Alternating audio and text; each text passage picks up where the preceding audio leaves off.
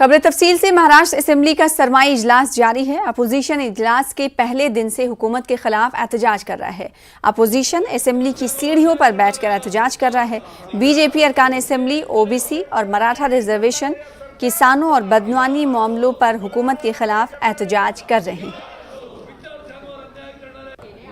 जिस तरह से सुप्रीम कोर्ट में केंद्र सरकार रिव्यू पिटीशन में गई है कि एम्पिरिकल डाटा जब तक बनता नहीं तब तक चुनाव को आगे बढ़ाया जाए, या जो राज्यों ने 50% के मर्यादा में कानून बनाया है उसे स्वीकारा जाए। जब महाराष्ट्र का मामला था तो केंद्र की सरकार खामोश बैठी थी। जैसे ही मध्य प्रदेश का मामला आया, सुप्रीम कोर्ट का कोई आदेश एक राज्य के लिए नहीं होता। उस आदेश से पूरे देश के ओबीसी का जो राजकीय आरक्षण है वो संकट में है। देर से क्यों नहीं, लेकिन केंद्र की सरकार जागी है। हम चाहते हैं कि महाराष्ट्र में भी सभी लोग यही चाहते हैं, जब तक एम्पिरिकल डाटा बन नहीं जाता जब तक चुनाव को आगे बढ़ाया जाए, और नहीं तो 50% की मर्यादा में जो हमने कानून पारित किया है उसके तहत चुनाव हो, और निश्चित रूप से इस विषय को हम आगे लेके जाएंगे। मुंबई और महाराष्ट्र में ओमिक्रॉन और कोविड के बढ़ते हुए खतरे के पेश नज़र हुकूमत पूरी तरह अलर्ट है। हुकूमत की जानिब से इस हवाले से कई इंतजाम किए जा रहे हैं। मुंबई में भी ओमिक्रॉन से निपटने की तैयारी जारी है। महाराष्ट्र काबीना वजीर असलम शेख से हमारे नुमाइंदे वसीम अंसारी ने बात की। ओमिक्रॉन के खतरे बढ़े, इस वक्त हमारे साथ बात करने के लिए मुंबई के पालक मंत्री असलम शेख जी। भाई, जिस तरह से देखा गया कि ओमिक्रॉन के खतरे बढ़ रहे हैं, नंबर्स दिन ब दिन बढ़ते जा रहे हैं और कोविड के भी नंबर्स बढ़ते जा रहे हैं, सरकार किस तरह से सब काबू पाने की कोशिश कर रही है? देखिए, सरकार इसको पहले से बड़ी गंभीरता से ली हुई है। जब हज़ारों के संख्या में केसेस यूरोप में आ रहे थे, अमेरिका में आ रहे थे, तभी हमने जो है SOP और गाइडलाइंस को कड़क किया था।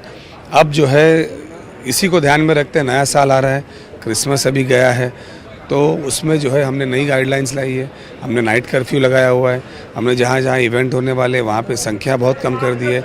शादी ब्याह के अंदर भी नंबर्स कम कर दिए हैं, और जो भी लोग बाहर से आ रहे हैं उनको कंपलसरी जो है वो घर में क्वारंटीन 7 दिन रहने को कहा गया है। लेकिन इसी तरीके से केस अगर बढ़ते रहे तो आने वाले दिनों में जो लोग बाहर से आ रहे हैं उनको जो है कंपलसरी इंस्टीट्यूशनल क्वारंटीन करने की भी आगे हम कदम उठा सकते हैं। होटल्स भी हम उनके लिए मुंबई शहर में चुनेंगे, ताकि जिसकी जितनी कैपेसिटी उस रेशियो से भी होटल्स हम करेंगे। लेकिन केसेस बढ़े तो बाहर से आने वाले जहाँ पे ओमिक्रॉन जैसे पेशेंट्स ज़्यादा हैं उनको कंपलसरी इंस्टीट्यूशनल क्वारंटीन होने की भी चांसेस हैं। रूल्स रेगुलेशन अक्सर लोग तोड़ते हुए नजर आते हैं, भीड़ अभी भी बढ़ रही है, किस तरह से कंट्रोल किया जाएगा? ऐसे लोगों की किस तरह की कार्रवाई होगी? ऐसा है कि ऑलरेडी नाइट कर्फ्यू लगा दिया है तो ऐसे ही वो शक्यता कम हो जाती है। अब बाकी जगह पे कार्रवाई भी अपनी जगह पे चालू, लेकिन कार्रवाई इसका ये नहीं होता, इसका रिजल्ट नहीं है। लोगों को ये समझना है कि जो भी हम कर रहे हैं उनकी भला के लिए कर रहे हैं। हमें कोई पैसा कमाने के लिए सरकार इस तरीके के नियम नहीं ला रही।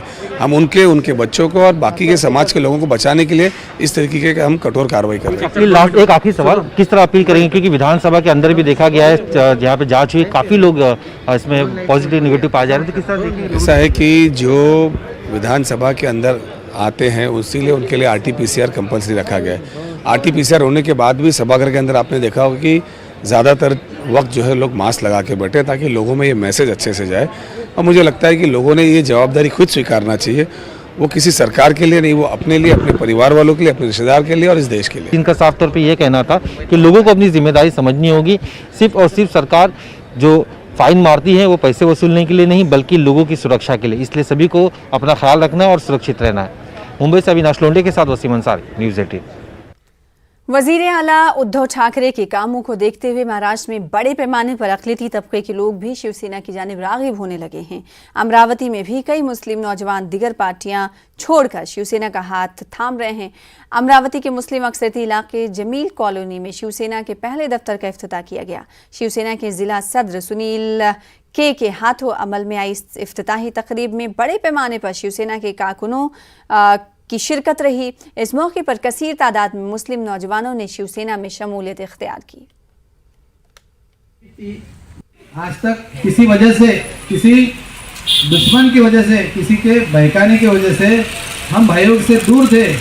आज हर पल करीब आ रहे हैं, उनकी संख्या बढ़ रही है और हमारे आदरणीय उद्धव साहब जिन्होंने इस महाराष्ट्र का जब से कार्यभार संभाला है, और हर क्षेत्र के लोगों के कोई जात नहीं, कोई धर्म नहीं, कोई पंथ नहीं, पूरी महाराष्ट्र की जनता जिनके लिए कुटुंब है, उनकी फैमिली है, 2 साल में पूरे देश में नहीं पूरे वर्ल्ड में उन्होंने नाम कमाया। और यहाँ तक कि हमारी महाराष्ट्र की जनता के पसंद से और पूरे भारत के इसमें पहले नंबर पे आए। और उससे भी बड़ी बात, जो आज तक के मुस्लिम समाज शिवसेना से दूर था, वो सिर्फ और सिर्फ उद्धव साहब की छवि, उनके किए हुए कामों की वजह से आज शिवसेना के करीब आ रहे हैं। मुसलमानों का सियासी मुस्तकबिल और वंचित बहुजन अघाड़ी का नजरिया उन्वान के तहत औरंगाबाद में वंचित का एक रोजा इजलास मुनक्किद हुआ। इस इजलास में मुसलमानों के ताल्लुक से वंचित बहुजन अघाड़ी की क्या पॉलिसी है और पार्टी एजेंडे में मुसलमानों के मसाइल को कितनी जगह देगी, इस पर खुलकर बातचीत की गई। मकामी सियासी फ्रंट मुस्लिम इत्तेहाद फ्रंट ने वंचित के साथ इत्तेहाद का ऐलान किया है। फ्रंट के सदर जावेद कुरैशी भी इस प्रोग्राम में शामिल रहे। इस मौके पर दलित मुस्लिम इत्तेहाद की एक मरतबा फिर जोरदार वकालत की गई।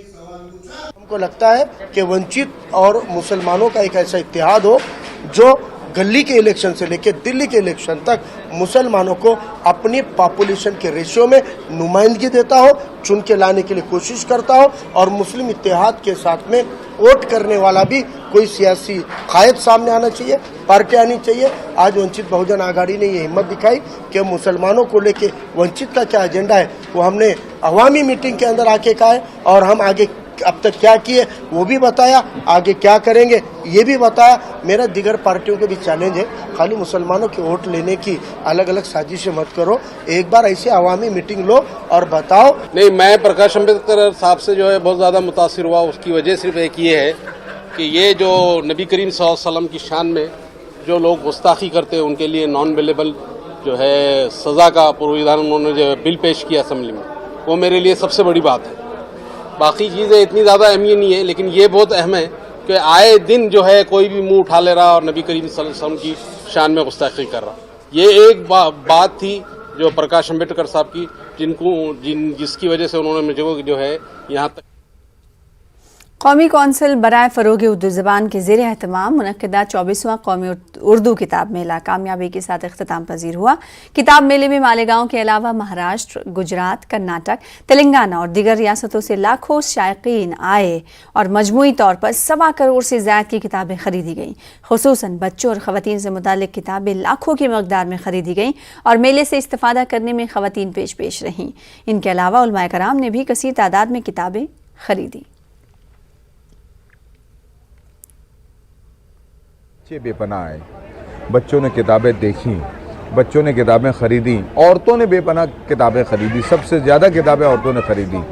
तो अगर एक खातून किताब पढ़ती है तो जाहिर सी बात है एक पूरा घर जो है, एक पूरी फैमिली जो है उसकी तरबियत का सामान हो जाता है। तो मुझे लगता है कि उस हवाले से स्कूल से बच्चे आए, असातिज़ा आए, असातिज़ा ने अच्छे एडिशन, जिनके पास पुरानी दीवान गालिब थी उन्होंने नई दीवान गालिब खरीदी, कुल्लियात इकबाल पुरानी थी उसको अच्छा एडिशन, उसको अपडेट करने की कोशिश की। तो हमें लगता है औरंगाबाद के क्रिकेट खिलाड़ी उमैदुल्लाह खान का नेशनल क्रिकेट टीम के लिए सिलेक्शन हुआ है। उमैद माजूरीन के जुमरे में मुल्क की नुमाइंदगी करेंगे। उमैद के सिलेक्शन पर औरंगाबाद में उनके मद्दाहों में जश्न का माहौल है।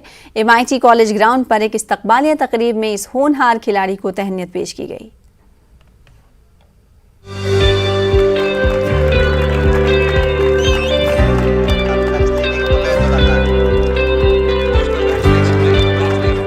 औरंगाबाद के MIT कॉलेज ग्राउंड पर ये तमाम खिलाड़ी अपने साथी उमैदुल्लाह खान की एजाजिया तकरीब के लिए जमा हुए हैं।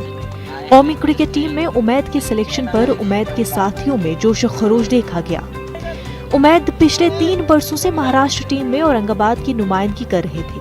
कौमी टीम में उमैद की शमूलियत पर उनका इस्तकबाल किया और नेक ख्वाहिशात का इजहार किया गया। अच्छा परफॉर्मेंस करे, जरूर अच्छा परफॉर्मेंस करेंगे, लेकिन एक औरंगाबाद से इंडिया टीम में खेलना बहुत बड़ी बात है।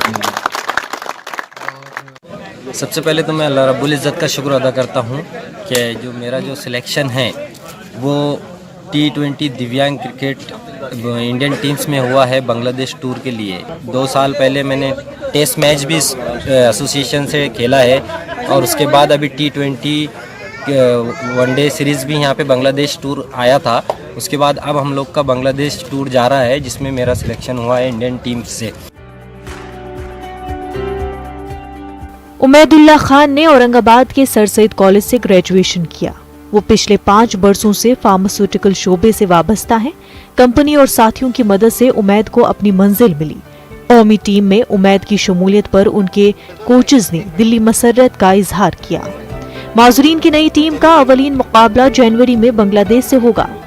हम लोग काफ़ी साल से मेहनत कर रहे थे और हम लोग का यही प्लान था कि हम लोग स्टेट खेले। इंशाल्लाह हम स्टेट खेलेंगे, उसके बाद और आगे जल्दी जल्दी छलांग लगाएंगे। लेकिन अल्हम्दुलिल्लाह अल्लाह का शुक्र है कि उमैद भाई जिस तरीके से मेहनत कर रहे थे कि ऐसा लगा नहीं कभी उमैद भाई को कोचिंग करते वक्त कि उमैद भाई कोई हैंडीकैप है। उनको ऐसा लगता था जो ड्रिल बोलो, जो चीज़ बोलो, वो 100% मेहनत करते थे और अल्हम्दुलिल्लाह उसी की वजह से अल्लाह ने स्टेट नहीं डायरेक्ट नेशनल टीम में सेलेक्ट करा है। तो इसकी खुशी बहुत ज़्यादा है। उमैद के सिलेक्शन सबसे पहले माशाल्लाह अल्हम्दुलिल्लाह की सेलेक्ट हो, बहुत बड़ी बात है। इंडिया को रिप्रेजेंट करना भले वो कोई भी लेवल का क्रिकेट हो, और औरंगाबाद से जा रहे जैसा सचिन मुली सर जैसे बोले, this is one of the finest opportunity to Umed to show his skill.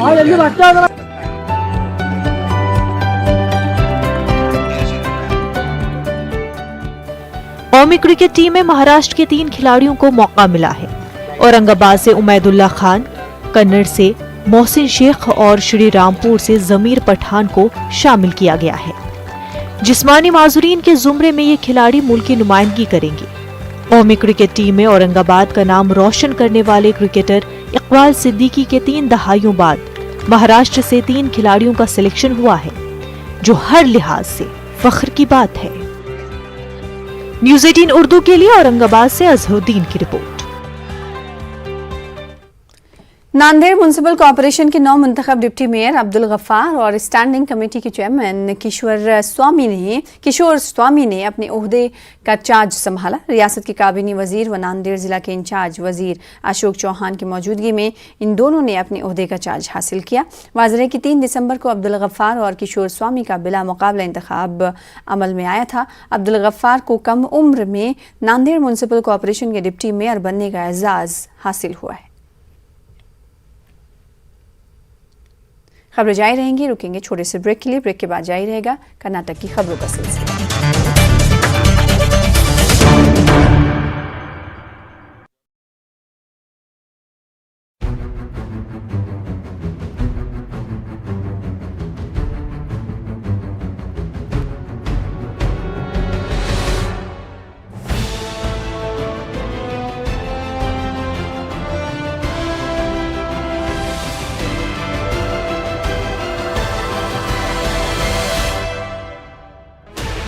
Sixteen channels, 15 languages, 26 states, 1,200 plus reporters, 66.9 crore viewers. India's largest news network, News 18 Network.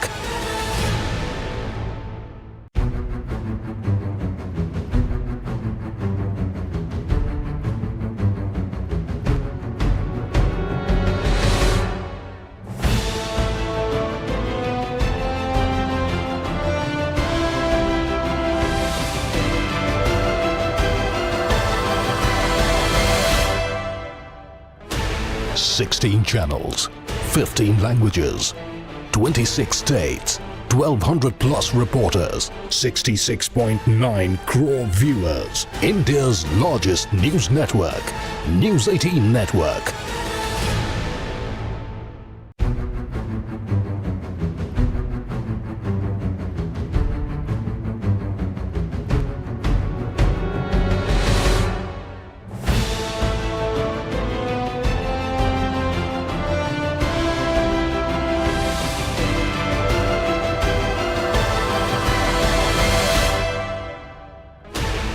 Sixteen channels, 15 languages, 26 states, 1,200 plus reporters, 66.9 crore viewers. India's largest news network, News 18 Network.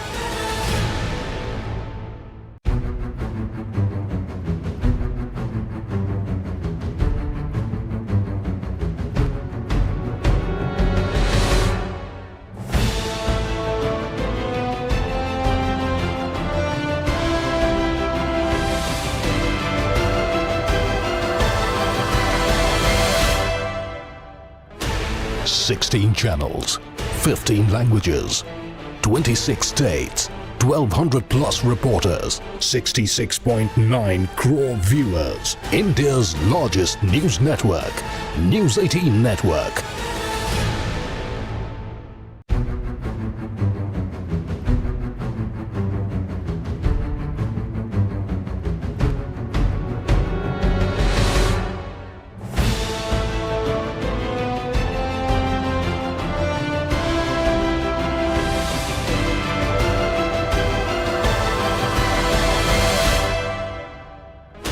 Sixteen channels, 15 languages, 26 states, 1200 plus reporters, 66.9 crore viewers. India's largest news network, News 18 Network.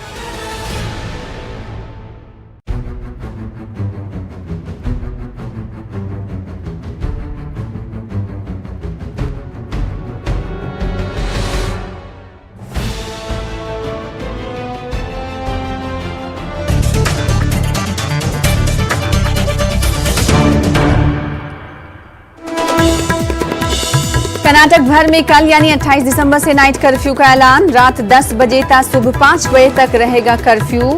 अवामी मकामात पर नए साल का जश्न मनाने पर आयद की गई हैं पाबंदियां। कल से हुबली में कर्नाटक बीजेपी की मजलिस आमला का 2 रोजा इजलास। वजीर आला बसवराज बोम्मई की क़यादत में मुनक्किद होगा मजलिस आमला का इजलास। बीजेपी के कौमी सदर इजलास में नहीं करेंगे शिरकत।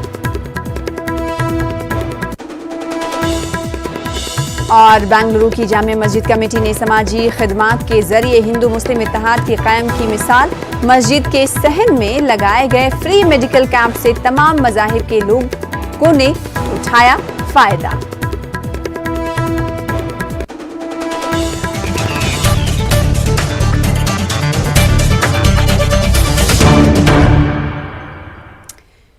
ओमिक्रॉन के बढ़ते हुए मामले